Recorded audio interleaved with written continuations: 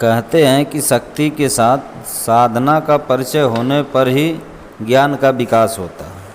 हमारे यहाँ भक्ति भाव की कमी नहीं है, पर शक्ति के साथ ज्ञान का होना परम आवश्यक है। दोस्तों, आप देख रहे हैं स्टोरी वाइज और मैं चंदन। तो दोस्तों, आज बात करते हैं अंतर्ज्ञान की शक्ति से परमात्मा का दर्शन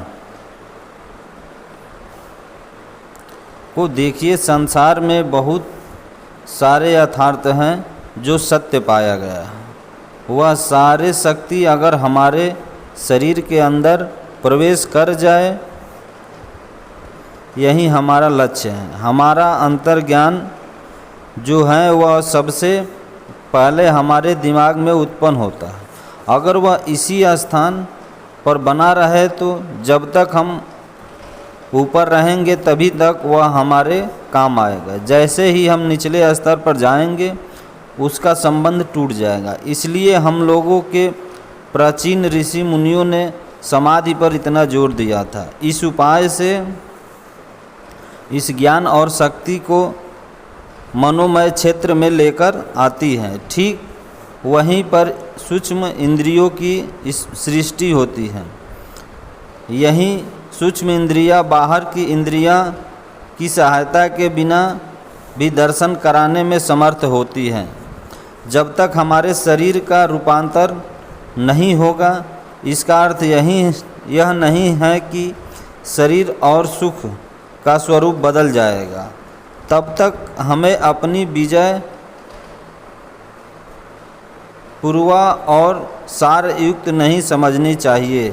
पर ऐसा होने पर ही शरीर और कार्य में अंतर हो जाता है।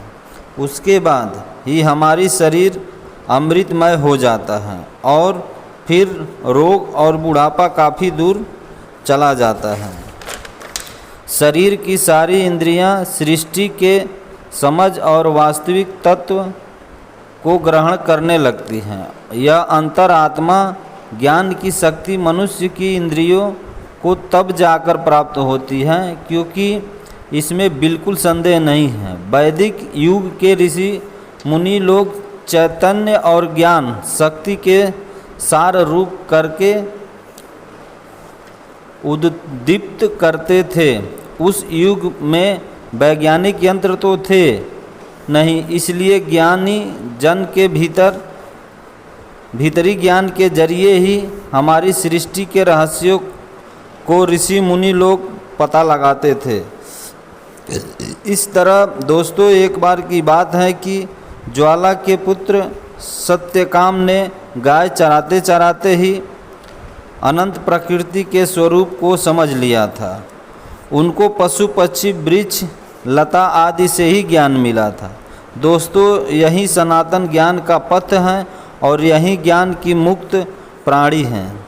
पर आजकल की वैज्ञानिक धारणा के अनुसार अनुभव के साथ साथ पदार्थ का मिलान करना ही ज्ञान प्राप्त करने की एकमात्र साधन है। हम जो देखते हैं, सुनते हैं और पढ़ते हैं या समझते हैं, उतना ही ज्ञान को हम लक्ष्य सत्य मानते हैं। उसके अलावा और कुछ भी हम लोगों की जानकारी नहीं होती है, न ही हम मानने को तैयार होते हैं। लेकिन विज्ञान के क्षेत्र में भी कुछ नवीन विचारक मान रहे हैं कि अंतरात्मा का ज्ञान एक बहुत बड़ी शक्ति है और शक्ति के साथ साथ साधन का परिचय होने पर ही ज्ञान का विकास होता है। हमारे यहाँ शक्ति और भाव की कमी नहीं है, लेकिन भक्ति के साथ साथ ज्ञान का भी होना बहुत ज़रूरी है। यह सत्य है कि भक्ति होने से भगवान का कार्य करने में शक्ति का अभाव नहीं रहेगा, लेकिन इससे ज्ञान का विकास नहीं हो सकता। ज्ञान प्राप्त न होने के कारण सृष्टि के बारे में जानना बहुत कठिन है। ज्ञान द्वारा ही भगवान के अनेक रूप को ग्रहण किया जा सकता है। अनेक विचित्र भेदों में एकता स्थापित किए बिना ही क्षुद्र सृष्टि में रहना और पड़ेगा। और क्षुद्रता भगवान की इच्छा के विरुद्ध होती है। इसलिए सबकी बृहद होना चाहिए और ज्ञान के वास्तविक स्वरूप को ग्रहण करना चाहिए। ज्ञान का ही अनुगामी समता का भाव है और समता ही बृहद सृष्टि के बीज मंत्र हैं। सिर्फ कर्म ही जीवन का उद्देश्य नहीं है, ज्ञान का प्रकाश सृष्टि का सर्वोच्च अंग है। जैसे सबकी बृहद होना चाहिए और ज्ञान के वास्तविक स्वरूप की ग्रहण करना चाहिए। ज्ञान का ही अनुगामी समता का भाव है और समता ही बृहद सृष्टि का बीज मंत्र है।